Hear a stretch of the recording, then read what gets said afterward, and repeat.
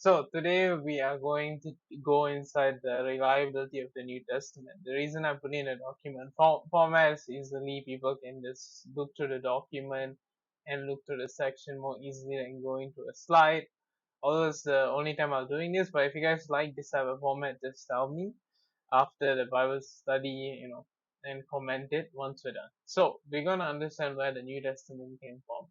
First, before we even begin, we need to understand our worldview matters, as an atheist will not accept any account of any miracle because they do not believe in miracles and God. As if you learn the presuppositional argument, people who any scholars in any field have their own presupposition that they hold that is true, that for them that there's no such thing as miracles. So thus they dismiss any accounts that are supernatural, right? Even though the atheists may believe in things they can't see, like the laws of logic, and all this miraculous thing that exists in the universe, like creation itself, the Big Bang, and all these things orchestrated by the hands of God, they deny it because of their sinful nature. So we all have biasness. There's no such thing as neutral point of view, for we all have our own presumption that we hold when we do anything without even realizing it. This is due to the natural nature of man, that we are all biased against God.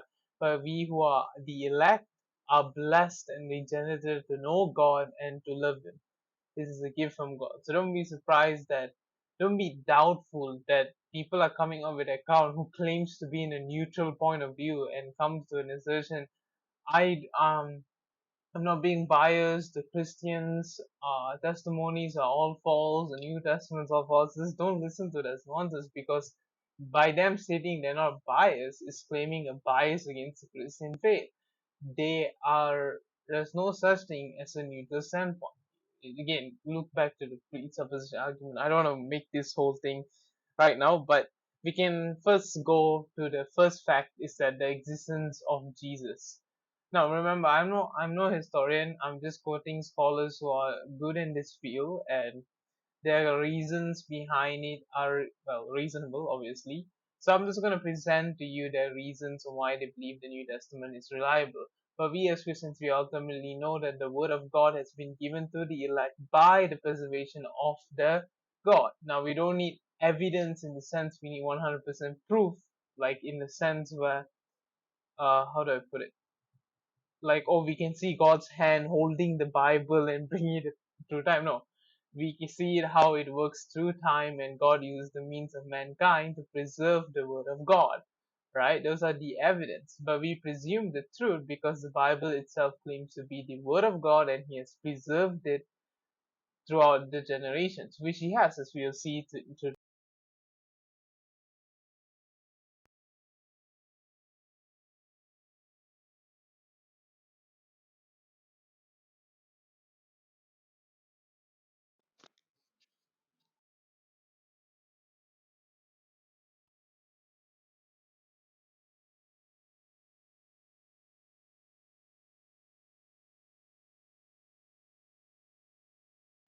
Okay, sorry about that.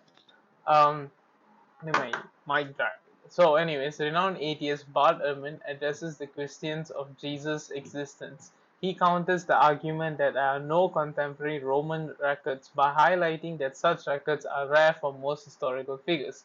Early historical sources, including Josephus Antiquitatus of the Jews and Tacitus Annals, mention Jesus within the decades of his crucifixion. Ehrman believes that authentic letters by the Apostle Paul, written shortly after Jesus' death, provide evidence while acknowledging bias in the Gospel accounts. Ehrman insists that they contain some accurate historical data backed by other discerned sources. The multitude of independent attestations of Jesus' existence is notable even for an ancient figure. That is why it's honestly defended by many scholars, even atheists like Bardam, and like I showed you earlier, literally wrote a book that Jesus Christ did exist. That's a fact. It's not a myth anymore, because we have profound evidence from many outside written evidence that supports the fact that Jesus Christ was alive and he lived on earth, and that there was many account of it, including in the Bible and out of the Bible. Earlier we quoted some people who during that time was scholars themselves who wrote about Jesus Christ. So now let's get to the gospel. This is the main central point of Christianity that authors Attributionis, sorry I can't pronounce the name, when specifically identify the authors of the four gospel. Okay, so the four Gospels, Gospel of Matthew, Irenaeus associated this Gospel with the Apostle Paul, a tax collector, became one of Jesus' disciples. Gospel of Mark, Irenaeus identified Mark as the writer of this Gospel, emphasizing that Mark was a companion of the apostles Peter and wrote down Peter's account of Jesus' teaching. Gospel of Luke, Irenaeus attributed this Gospel to Luke, who he described as a physician and a companion of the Apostle Paul. He noted that Luke's Gospel was based on careful research and investigation. The Gospel of John, Irenaeus linked the Apostle John, one of Jesus' closest disciples, to the authorship of the Gospel. He emphasized John's unique insight into the deep theological of Jesus' ministry used as early as the 2nd century. So this Irenaeus wrote this fact that he himself, right, he was fighting with the Gnostics, trying to show them that these written documents were from the apostles, and he himself has said that it always has been throughout the traditions of 200 years that they have believe that these were written by John and all these apostles, right? In fact, be very likely chance that his father would have known the apostles because they were living in the same area. They were alive during that time. And we have the earliest account that showing by name the authors were given to the Gospels so that we can have more validity of the Gospels being more authentic, because many people claim that for many years, for 400 years, the Gospels were just self proclaimed to be by the apostles and there were no evidence for it. Now, in the Gospels itself, we do have accounts of them writing it, and to add to that, we also have Irenaeus, who is the one of the early church fathers, a great early church father. You guys should read his writings. Shows that he recognized the four Gospels to be written by the apostles. This gives a higher authenticity on the Gospels that were written. So now let's continue. Embarrassing accounts in the Gospel. The authenticity of the Gospel is supported by the inclusion of embarrassing details about the apostle, such as Peter's denials of Jesus and abandonment of Jesus by all the apostles during the arrest.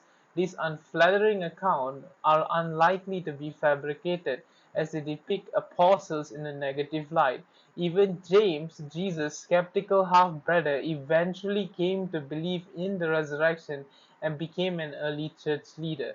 Matthew chapter 12, you can go look at these verses and you can clearly see that if someone's really writing about the Son of God coming down on earth, and why in the right mind would they write themselves embarrassing moments inside the gospel? Why would they degrade themselves to glorify another man, and they are claiming that they witnessed this man and they were really dumb with it and so on? If you really look in the gospel, it's kind of funny about how the writers themselves would demerit themselves from their writings, and from the book of Mark, Matthew, and all these things, even the book of John, to show that they're not, smart, intelligent, great. To put it very simple, this if you were writing a full book and you want to fabricate it, there's a very likely chance you're going to make yourself better than the rest, or you will not put any embarrassing facts about anybody who is going to be the followers, the 12 disciples, inside the writings. Now, the next we have the fact of the empty tomb. The unlikelihood of Roman guards sleeping to theft. It is highly improbable that Roman guards would sleep through the theft of Jesus' body. Falling asleep on guard duty carried a death penalty for Roman soldiers, and their seriousness about their duty is well known. Moreover, the tomb was sealed with a large stone, making it implausible that the disciples could have secretly moved it without being detected by the guards. In other words, the way that the The apostles really wanted to fabricate the death and sorry, the death and resurrection of Christ. They want to steal the body, or they're just claiming that they have been having imaginations and so on. Could easily be disproven by taking out Jesus Christ's body from the tomb and saying, "Hey, look, this is Jesus Christ. You guys are liars." And remember, we have outside accounts out of the Gospels itself that um, talks about Jesus Christ being crucified, right? We have accounts out of the Bible itself. This is not just recorded in the Bible. And the burial are given exact location in the Bible. Again, if you're going to fabricate something, you wouldn't give an exact location so that people can just come and disprove you and open it to me. Nobody was ever buried here. Or there's no account at all. This is all made up by the apostles. They're all liars. Again, this is so easy to be disproven. So why would they make it very specific on where Jesus Christ was buried? Women as the first witness. The fact that women were the first witnesses to see Jesus after his resurrection adds to the credibility of the story. In the first century Israel, the testimony of women wasn't accepted in court. Therefore, if someone were inventing a resurrection account, choosing a woman as the primary witness could be an odd and detrimental choice. Jesus' burial unknown in a known tomb. The precise location of Jesus, sorry, that's a bit of a repeat. In summary, the gospel accounts present several compelling facts that supports the authenticity of the events surrounding Jesus' crucifixion and resurrection. The inclusion of embarrassing apostle days and the implausibility of Roman guards slipping through theft, the role of women as first witnesses, and the known location of Jesus' burial collectively reinforce the credibility of these pivotal events in Christianity. Now let's move on to the manuscripts are filled with errors. This is a very common thing that they keep bringing up whenever we talk about manuscripts. So let's take a look into that. The New Testament manuscripts come from various regions and times, ensuring that no single group controls the text. Assertions of intentional or accidental corruption, like merit as clearly Christianity, lack centralized power. This abundance of manuscripts surpasses that of other ancient works like Homer's Iliad or Suetonius. Furthermore, the New Testament boasts early complete manuscripts and fragments, Papyrus 52 from 80 to 125 AD, and Papyrus 75 containing portions from Luke and John represents the original text closely. Those who don't know what papyrus are, it's last time they didn't have paper, they had papyrus, which is pretty much paper back then. It was easy to make and it disintegrates over 100 years. There's only parts of the actual gospel left from the original due to that reason. So it'd be unreasonable to expect the whole copy to still be surviving. Now miracles do happen, so it's still possible. In fact, earlier what was his name?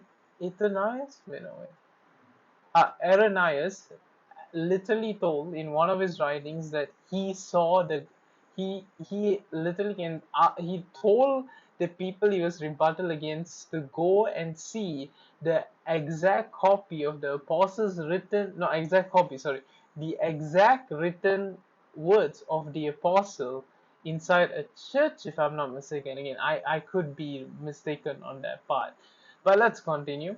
Despite evidence, skeptics claim late copies filled with errors. However, fragments from the 2nd century demonstrate otherwise. Bart Ehrman argues that we lack copies of the original, which is unreasonable. Manuscripts were likely preserved and copied repeatedly. Tertullian writings indicate that copies were valued and preserved, and Irenaeus suggests access to early copies of Revelation. The New Testament proximity to the original is closer than any other ancient document. Early fragments like Papyrus 75 and others from the 2nd century are within 70 to 150 years of the original. Skeptics mention 400,000 variations across New Testament manuscripts. However, these variants are not equally significant. The vast majority are minor spelling errors, synonyms, or transpositions that don't affect the meaning. Around 1% affect meaning but are from late manuscripts. No essential Christian doctrines are compromised by variants as acknowledged even by Ehrman. Only about 40 lines remain unresolved by textual criticism, achieving an accuracy of 99.5%. The New Testament reliability is evident, with its standards surpassing other ancient documents. In light of this evidence, radical skepticism about its authenticity is unwarranted. So you guys can check all the sources written in all these scholars. Right now, we're going to continue. You guys can also check Inspiring Philosophy. He did a cover on this. This is most of his work that I looked into. He quote. You can see all the sources, but I do not endorse his teachings on theology. He's very bad at that since he doesn't believe in tulip and all these things. Anyways, let's continue. Dating of the gospel. The argument for late dating of the gospel is based on the presupposition that Jesus could not have accurately predicted events like the temple in 70 AD. You can see how someone's presupposition influence a dating of the gospels. However, the presuppositions undermines the text's integrity. Early dating evidence points to the Gospels being written prior to this event. The Gospel's silence about the temple's fall indicate their pre-70 AD composition. Gospel order and line. The order of the Gospel composition is often linked to their length, with Mark assumed to be the earliest due to its brevity. However, parallels in oral narrative show that shorter versions may not necessarily be older. Arguments for gospel order should be re-evaluated. These are just things that people are still considering. You guys can read the rest of the documents. So, in conclusion, the evidence strongly support the dating of Gospel and other New Testament books within the lifetimes of the apostle.